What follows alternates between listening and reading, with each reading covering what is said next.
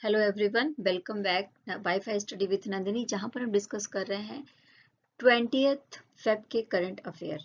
तो आइए देखते हैं क्या है हमारे पास। पहली हम बात करेंगे विश्व सामाजिक न्याय दिवस के बारे में, जिसको सेलिब्रेट कब करा गया है। 20 फरवरी को दुनिया भर में सेलिब्रेट करा जाता है सामाजिक न्याय दिवस को। और इस बार की जो थीम थी वो क्या थी? इस बार की थीम है सामाजिक न्याय के लिए बाधाओं पर काबू पाना और अवसरों का उजागर करना। और 2022 में जो विश्व सामाजिक न्याय दिवस मनाया गया था उसकी थीम क्या थी? तो achieving social justice through formal employment. अच्छा, इसका उद्देश्य क्या है? तो इसका उद्देश्य है कि पूरे विश्व में भेदभाव और जो असमानता की भावना है उसको हटाया जाए और सामाजिक न्याय और समानता के प्रति लोगों को जागरूक किया जाए और इस तरीके की भावनाओं को, अधिकारों को समाज में लागू करा जाए। 2007 में संयुक्त राष्ट्र संघ के द्वारा पहली बार प्रस्ताव पारित किया गया था कि 20 फरवरी को हर साल विश्व सामाजिक न्याय दिवस सेलिब्रेट करा जाएगा। और उसके बाद 2009 से हर साल विश्व सामाजिक न्याय दिवस मनाया जाने लगा 20 फरवरी को। नेक्स्ट हम बात करेंगे छत्रपति शिवाजी महाराज के बारे में, जिनकी जयंती 19 फरवरी को मनाई गई है। और इस बार जो जयंती मनाई गई है वो किस नंबर की है? तो 393 नंबर की जो जयंती है वो मनाई गई है 19 फरवरी को। अगर हम शिवाजी महाराज के बारे में बात करें तो इनका जन्म पुणे के शिवनेरी किले में 19 फरवरी 1630 को हुआ था। और साथ ही आपको बता दें कि जो शिवाजी महाराज की जयंती को मनाने की जो प्रथा है वो किसने स्टार्ट करी थी? तो महात्मा ज्योतिराव फुले के द्वारा 1870 में ये घोषणा करी गई थी कि हर साल छत्रपति शिवाजी महाराज की जयंती मनाई जाएगी 19 फरवरी को। और महात्मा ज्योतिराव फुले को शिवाजी महाराज की कब्र मिली थी कहाँ पर? पुणे से लगभग 100 किलोमीटर दूर। और सबसे पहली जो जयंती शिवाजी महाराज की मनाई गई थी वो कहाँ पर मनाई गई थी? पुणे में मनाई गई थी। शिवाजी महाराज को मराठा साम्राज्य का संस्थापक कहा जाता है और वो मराठा साम्राज्य के संस्थापक की नींव रखने वाले कौन थे? शिवाजी महाराज जी थे। नेक्स्ट हम बात करेंगे मृदा स्वास्थ्य कार्ड दिवस के बारे में, जिसको 19 फरवरी को मनाया गया और ये 8वां संस्करण है मृदा स्वास्थ्य कार्ड दिवस का।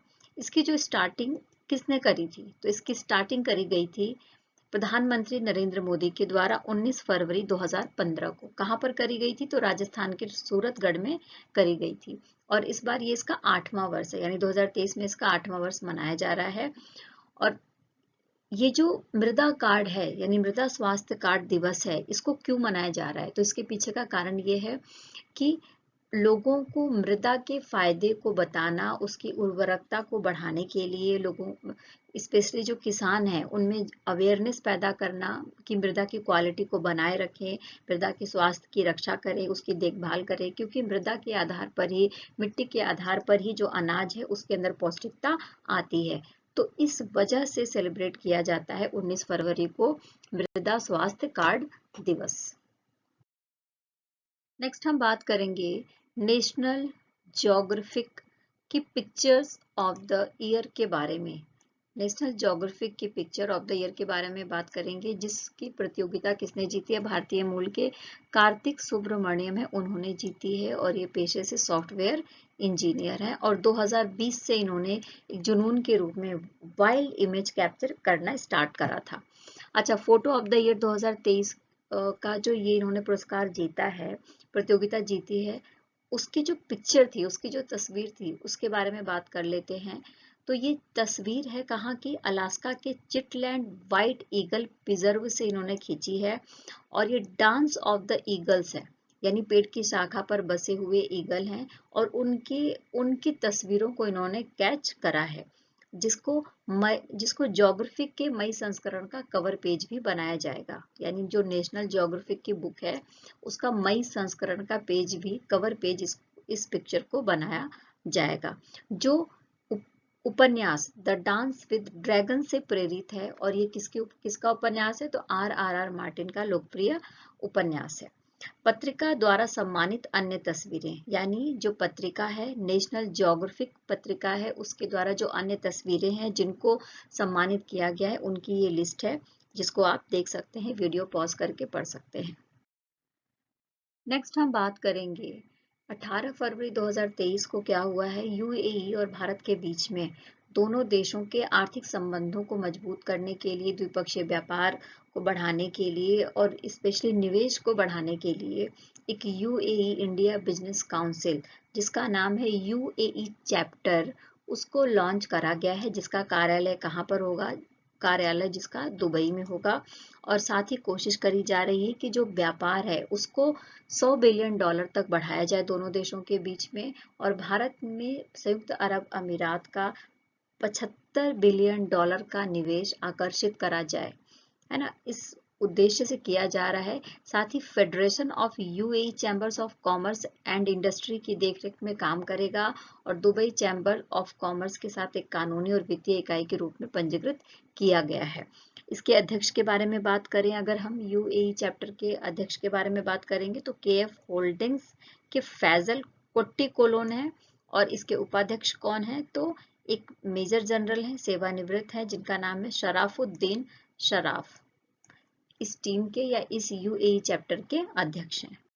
नेक्स्ट हम बात करेंगे, सौराष्ट्र ने बंगाल को 9 विकेट से हराकर दूसरी बार रणजी ट्रॉफी जीत ली है।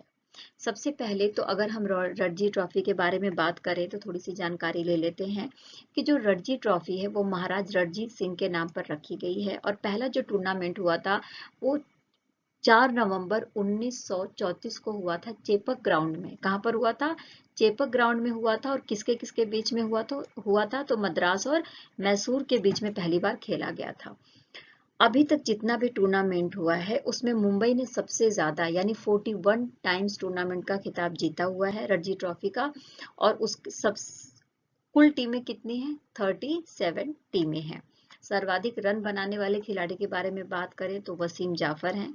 सर्वाधिक विकेट लेने वाले खिलाड़ी के बारे में बात करें तो राजेंद्र गोयल हैं। और 86 साल में पहली बार 2020-21 सीजन की रणजी ट्रॉफी कोरोना के कारण रद्द हुई थी। यानी अभी तक कोई भी सीजन नहीं छूटा था, कोई किसी भी साल ऐसा नहीं हुआ था कि रणजी ट्रॉफी ना हो।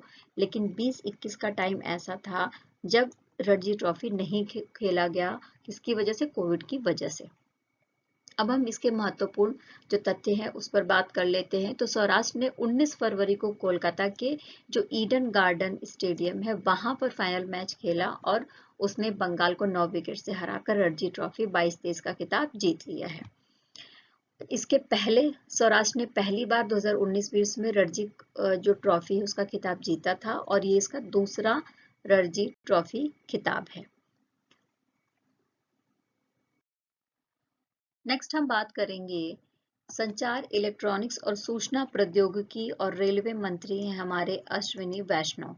उन्होंने 18 फरवरी को नई दिल्ली में electronics manufacturing supply chain ecosystem के सेमी कॉन इंडिया सम्मेलन का उद्घाटन करा। और जो विषय रखा वो विषय थी आपकी सफलता, हमारी सफलता और वैश्विक सेमीकंडक्टर उद्योग की सफलता। ठीक है ना, इस विषय पर आधारित ये जो सम्मेलन का उद्घाटन इनके द्वारा करा गया है।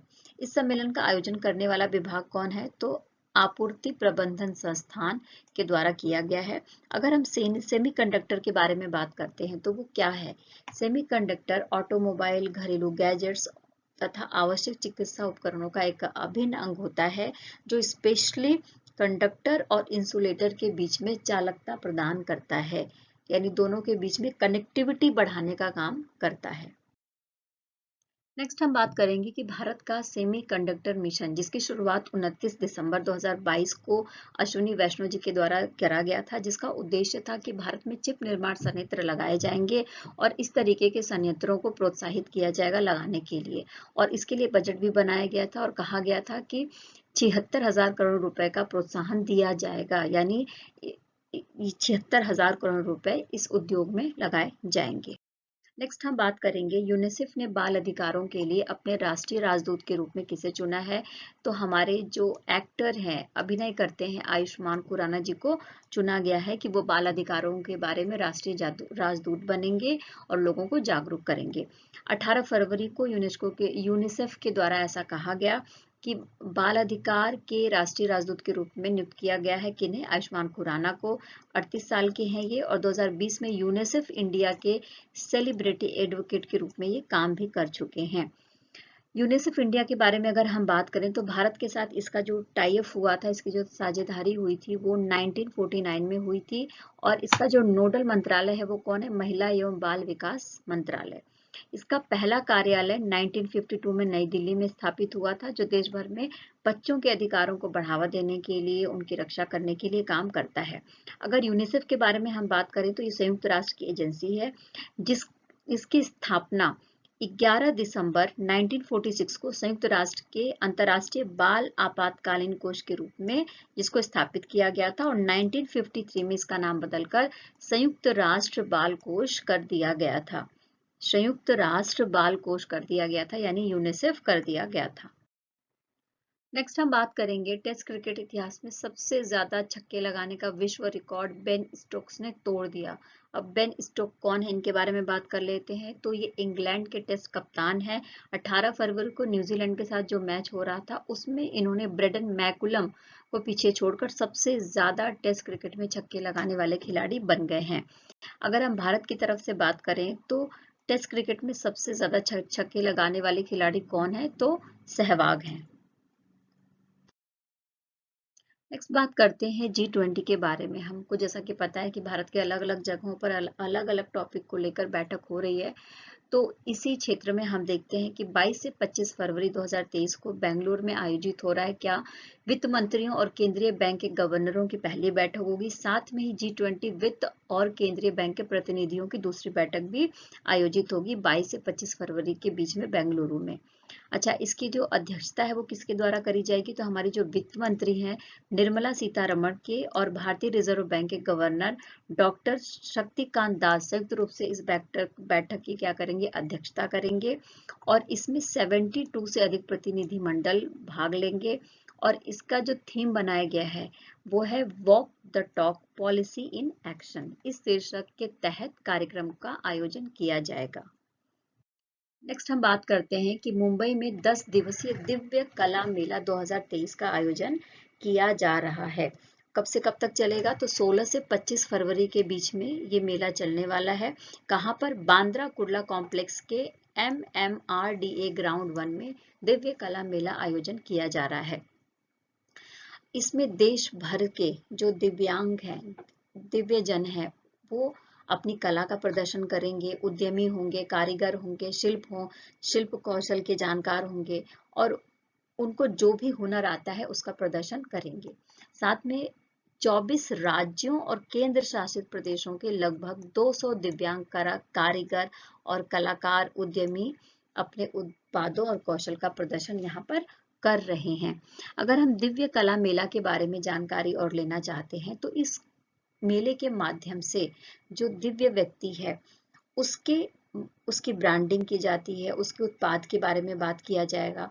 साथ ही उसको किस तरीके से स्टार्टअप्स के साथ अटैच किया जाए, किस तरीके से उसकी जो भी स्किल्स है उसको बढ़ाया जाए, उसकी स्किल्स को और किस तरीके से मॉडिफाई किया जा सकता है, इन सब विषयों को लेकर दिव्य कला मेला आयोजित किया जाता है, जो स्पेशली दिव्यांगजन सशक्तिकरण पर बल देता है और NHFDC के माध्यम से दिव्यांगजनों के लिए विशेष मेले का आयोजन करा जाता है।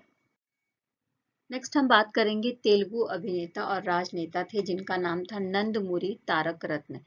इनकी 18 फरवरी को डेथ हो गई है और ये सिर्फ 39 ईयर के थे और ये जो पहले पूर्व मुख्यमंत्री रहे हैं उनके पोते थे और साथ में इन्होंने 2002 में रोमांस फिल्म ओकाटो नंबर कुर्राडू से अपना अभिनय स्टार्ट करा था और पिछले साल ये सारथी और S5 नो एग्जिट में दिखे थे। 2022 में इनकी एक वेब सीरीज आई थी जिसका नाम था 9 आवर्स। इस वेब सीरीज में ये देखे थे और 2009 में फिल्म अमरावती में उनके अच्छे प्रदर्शन के लिए, अच्छे अभिनय के लिए उन्हें सर्वश्रेष्ठ खलनायक राज्य नंदी पुरस्कार प्राप्त हुआ था। इस वीडियो में इतना ही। आई होप कि आपको पसंद आया होगा, तो प्लीज़ चैनल को लाइक करिए, शेयर करिए और सब्सक्राइब करिए। Thank you.